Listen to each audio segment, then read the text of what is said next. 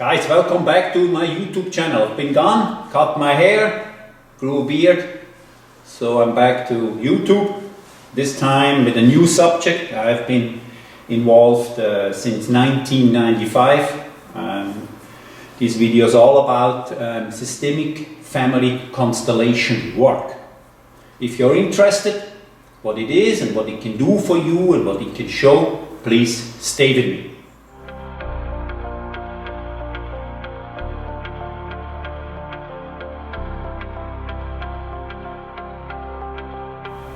Okay, this work was brought to Europe by Bert Hellinger. This is a German psychotherapist. I think he's now 94 something, very old guy. And by the way, if anyone watches from America, there is this guy Dietrich Klinghardt who's doing an excellent job in America with those family constellations. Okay, so what is a family constellation? And I will also explain to you why I'm using this. I'm a triathlon coach, not a therapist, why I'm working with those stones and what it can do for you. So this work shows unrecognized dynamics within a family over multiple generations. And here I work with my own stones, but in real family constellation is done with real people who are standing in a circle. I hope you can see this here. This is my son making all the marks on this table. So the table represents the athlete's consciousness. And if you do it with real people, you just do it in a room, you take random people, and you as the one who wants to find out more about your family system, you go and pick up people who you think represent different areas in your life. For example, success. For example, failure. For example, money issue, separation, child, whatever. So things that are in your heart and you think, okay, I need to really look at this. This can be shown. And with this work, what's really impressive and what's really drawn my attention is it's not a religion. It's not about good or bad, moral. It's just a system, you know. It shows you the system you live in. So when I did my first, when I actually stopped my professional career in 1993-4, I had a hard time passing over to my next work as an importer of different products. So I struggled. I was still missing those highs that I got from training, and I couldn't. You don't get any highs when you sit in the office. So I had a hard time moving from one stage in my life to another stage in my life, and at that time I just behaved stupid. I just did stupid stuff for about a year, and then I walked by chance into this work of family constellation, and I did this work, and with me I could find out. Let's say that was me. I could find out in my system, I was standing way out, somewhere alone. Okay, there was no one there, just myself. Okay, probably identified with kind of suffering, with kind of what's going on. Why did I stop this? It wasn't really. I didn't really agree to this, what I did at that time. So I was standing way out on this circle. And my father was right there. I still remember my father was there. He gave me all the love. He gave me all the attention. He gave everything a father can do. But I couldn't take it. I didn't want to take it. I thought I was the big guy. I was the strong guy. I don't need nothing. Okay? This is something I see with many athletes I coach. They have lost their ability to take in something, to take support, advice, and energy. So I was standing alone, watching out of my circle. And of course, if you're watching out, away from your system, you will never have a good performance. So then slowly with this constellation work in 1995, I turned around and got my way back into a system and finally moved to my father and bowed, in front of him and said, "Thank you, Papa, what you did for me." So that was yeah, that was very good work, to see with my eyes, you know, where was my room, where was my place in my family. Anyway, so you might ask, what's a triathlon coach? Why is a triathlon coach doing this spooky work with stones with eyes on it? And the question I've always asked in my coaching career is, why is it that you have an athlete, same age, same weight, height, same training, same talent, maybe even twins. They do all the same, all those years, but one is much stronger than the other. How can anyone explain me this situation? How can anyone tell me, okay, it's because of he has green hair, gray hair, brown hair, or he has this nose or that nose? Nobody really has an answer. And I think I found some answers with this work, because I could localize that even though they are twins, everything the same, they don't stand in their lives, and they can be children, they don't stand at the same place. One might stand with his father. The father was a very successful business man, and this soul stands more with the father. So for him, success is a very natural thing. It's like growing a tree or growing a flower. It just comes out naturally. The flower doesn't say, oh, I feel great being yellow or white. Flower just grows. Very simple. Okay, so this one athlete really is, with his soul, stands close to his father. The other athlete might stand with the mother. Mother, troubled background, troubled with her parents, trying to find work, struggles a little bit, and this other athlete trying subconsciously. This is not a conscious choice. This is a subconscious decision, tries to maybe save the mother or help the mother, and is completely overwhelmed with the work. He can't become a professional, or he can't perform really well if he tries to save the mother. Because if he wouldn't save the mother, he would probably feel guilty. He would feel as a betrayer, you know, because why? I get the success, my mother didn't have the success, and all those loyal feelings that we have a very, very strong influence on our lives, very strong. And this is not a moral thing, it's not good or bad I'm talking about, it's what is, how it works, okay? So localizing for those athletes where they're standing and then showing them, hey, ask this one athlete, do you think it's really helping you, mother, if you feel sorry for her that she can't get a good job or has her own problems in her life? Do you think it helps her? Okay, go to the mother, let's say, to this constellation, go to the mother and say, Mama, you're big enough. I'm only your child. You can handle this by yourself. She will wind down, say, don't leave me alone. Child can say, you have a papa, you know, you have a husband. So take the husband. The husband will do the work that I used to do for you. Doesn't work. Goodbye. I have to go. So this sounds harsh, sounds egoistic, but a system only works if the strongest person is healthy and strong. Otherwise it will not work.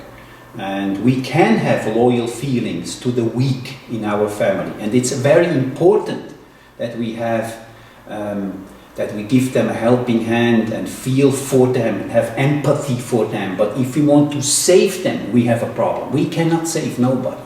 Nobody can be saved. You can have empathy, you can serve, but then you get to the point where you have to say, okay, this is it. This is my life. Where is my place in this system? Okay?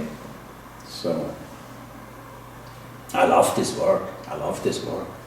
I do it basically with all of my athletes. Sooner or later, when there are my yearly coachings, after 6 months, after 9 months, when I feel we talk a very nice language together, I can do this work and we can show and look deeply inside their systems in the companies or in the workplace, with loved ones, and then that. So I will show you now just if you're still interested, I will show you 3 examples of athletes I worked with, and just to maybe trigger you and think, okay, wow, not too bad, I want to do one of those works. There are many good therapists out there who can do this work with real people, not with stones. For me, stones work. At the beginning, I let my athletes take a picture of the constellation they move in, and then at the end, they make a picture where they stand, and they print out the picture, put it up on the fridge, and they watch the picture where they come and where they go to. And again, this is not about the perfect family, you know. This is not about a perfect family. It should be like this. It's like, what works? What's the family you are in? I don't think anyone, or not many people, know out there where they are standing within a system. So this work just shows you where you're standing. So I had one athlete coming. I could see when he was talking, talking, goes in and out, goes in and out. I didn't feel any substance, no substance. So I talked to this athlete and I said, what do you feel behind you? What do you feel as support? Support behind me? Behind me is nothing. There is this emptiness. I'm falling back and there is no support. No one holds my shoulders. So we found out through the work that he lost a brother early in his life, and since that day he never really spoke out the grief to his brother. He never said to his brother, I'm feeling very bad about this. I'm feeling guilty that you died. I'm feeling guilty that I'm doing all the stuff I can do in my life. Having success, having a wife, children. I don't feel good about the situation because you died, because you are gone. Okay, so because of that situation, this athlete had no background, no grounding, okay? Beyond, there was no energy that he could lean on and say, relax. He was constantly working, you know, and by this doing, he was actually searching his brother. He was searching for the love to his brother. So you cannot find the love to your brother doing triathlon. You will never find it. You can only find it by going to the graveyard and talk to your brother, whatever you missed to tell him. So that's what this athlete did. I sent him to the graveyard. It was in another country, a little bit complicated. He traveled there, took a hotel, stayed there, prepared a speech and talked to his brother. And for the dead, in this case, for the dead people, they don't feel bad being dead. They feel good. They feel better if we do better. Okay, that's also a rule that we don't understand, or the church or religion. Some religions teach us. They feel good. In this case, this brother felt good, and he said, hey, I'm feeling better being dead when you're doing fine. So just do your work. And with this unification of those two, this one athlete who had no back support got back to the energy and started to improve a little bit better. I had one athlete with, I think it was a female anyway, eating disorder, couldn't really eat, never ate, trained 14 hours a day, 14 hours a week, 16, 18, 20, train. We never saw this woman eating. She never ate. She sat down on the table in the camps. She had a salad, a little bit of oil, went to the room, no eating. And we found out that the athlete was a little bit older, so in her generation, father, mother, war parents from Germany, eating was something very precious, was very valuable. So if you had enough food, it was very, very valuable. Her training, doing her own stuff, sweating around, wasn't considered something noble, something bravo. So that's why she didn't eat. So then she could solve the problem, you know. She could solve the problem not eating but training a lot. With that mindset, you will never reach your goal. So I brought in the parents, you know, and it was also very interesting to see that she was really like that was hard, really big, important, parents small, you know, and I had to go really close up to the parents and just look at the parents and just try to understand that they came from a different background where there was danger, war, not enough food, and I let her stand, and you could see it within the stones that this big stone was melting away, and she became, of course the stone stayed, but from the size she became like a real small child again, and said thank you, thank you for giving me safety when I was young. And from that from that point she was starting to eat, you know, bits by, no, not big one, you know, maybe 100 calories per hour, still like 3 times not enough. But at that time she started to eat and understand the time that the Second World War was over. Now it's different, and it's okay when I eat. I need to eat because I'm choosing an extreme sport. Okay? Yeah, last week I had one work I did with a guy. He was performing very well, and I got a child, and this guy, you could say, chose mother type wife. So he liked the attention of the wife. That propelled him to do really well. I mean, to really fly. The child got here, the attention of the mother was completely somewhere else. He was standing there in the mist, and who cares about my performance, my 4 hours and 13 minutes for a 70.3? I want to break a 4:10. You know, who cares about this? No one, not his wife, cared. Okay, because she was busy raising the child. So, with this guy, I could just put the whole situation there, and I could explain him, or could show him with the stones, listen, this is a new constellation, you're 3 now, not 2, there's 1 more stepping in. So you need to understand that what you're choosing, what you're doing is a privilege. So take it as a privilege, use it as a privilege, and then come home and give the family something. Now he started to do it. He said, hey, I'm only training like 3 hours less per week, but I'm still doing well because I feel like the support I'm giving to my family and what I'm getting back now from my wife again is more than before. So that was a good work also. Yes, so this is what I'm doing. Not every day, but almost every week I have athletes coming in and showing their issues, and with the stones they can be displayed and shown. So thanks for watching. I'm excited what I'm doing next. I never know. So have a good training. See you around. Thanks.